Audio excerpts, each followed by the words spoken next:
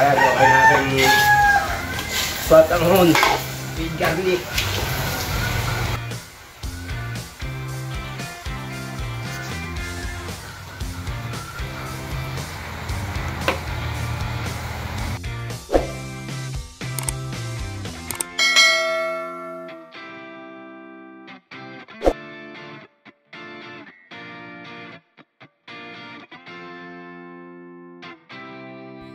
Welcome back at magandang araw po ulit sa inyo lahat mga kabayan, mga taga-share ng Batanes Vlog. For today's vlog ay tayo po magluluto ng isang special na luto ng pansit. Magluluto po tayo ng sotanghon in garlic gisado. Pwede nyo po itong subukan sa inyong mga tahanan, at kung kayo may mga kainan o restaurant ay pwede nyo rin po itong gawin. Simulan na po natin, at ito naman po yung napakadaling gawin at napakadali ring lutuin. Sibuyas,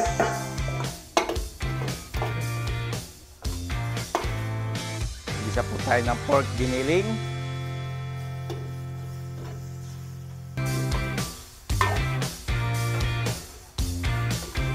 luto-lutoy lang po muna natin yung ating giniling. Pag medyo luto na po yung ating giniling, ilagay naman natin yung ating pinalambot na manok, yung init-nit natin kanina.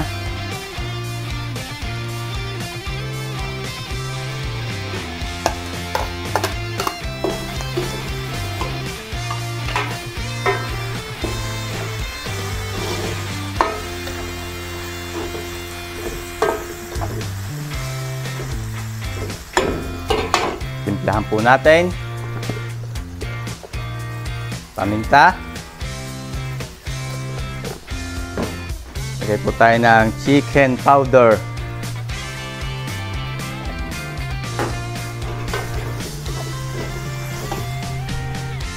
Lagyan po natin ng kaunting asin. Mamaya natin dadagdagan na pagkulang pa. Dahil yung ating pong kaldong gagamitin ay meron siyang lasa. Baka umalat.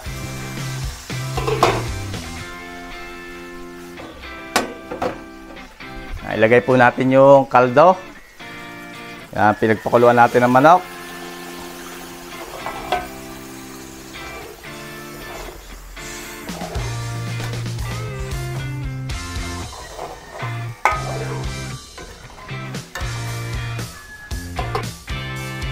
Dagdagan lang po natin. Yan.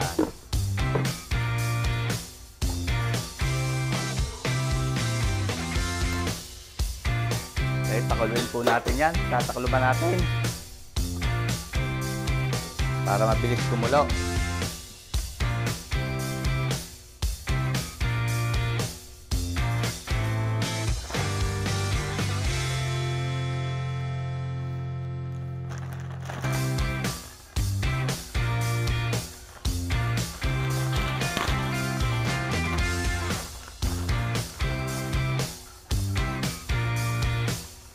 Nakulo na mga kabayan, pwede nyo tikman at i-adjust yung lasa. Okay na ho ang lasa niyan. Gagamit po tayo ng sotanghon. Ito ang tatak sa mga nagtatanong. Sapporo Longpo.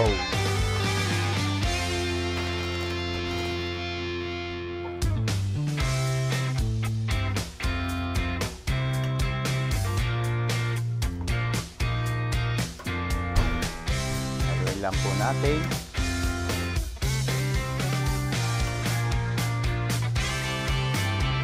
Tapos takuluban natin para mabilis po lumambot, mabilis maluto.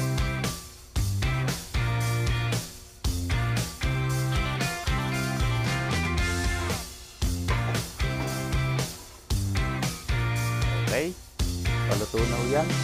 Yan nating gulay.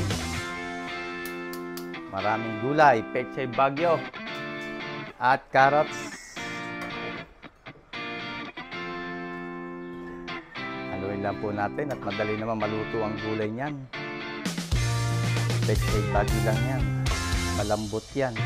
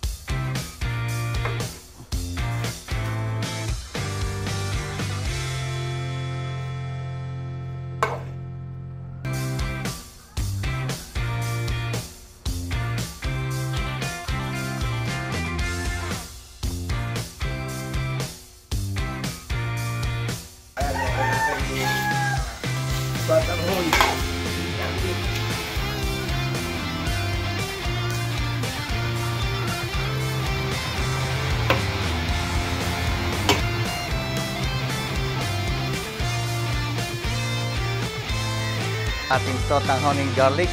Lalagay na lang po natin ito sa bilao.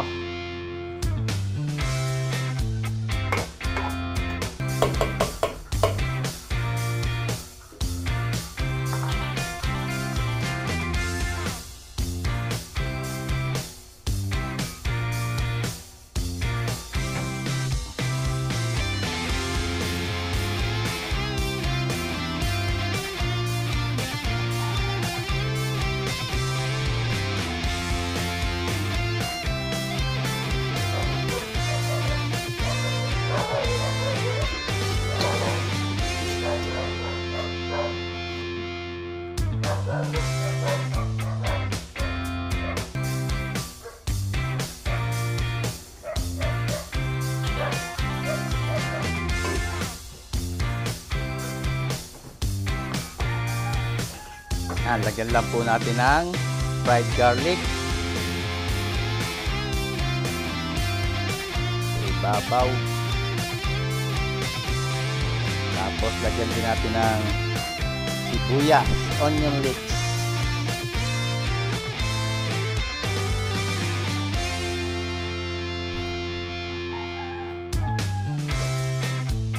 Okay na ho yan, ating sotanghon in garlic.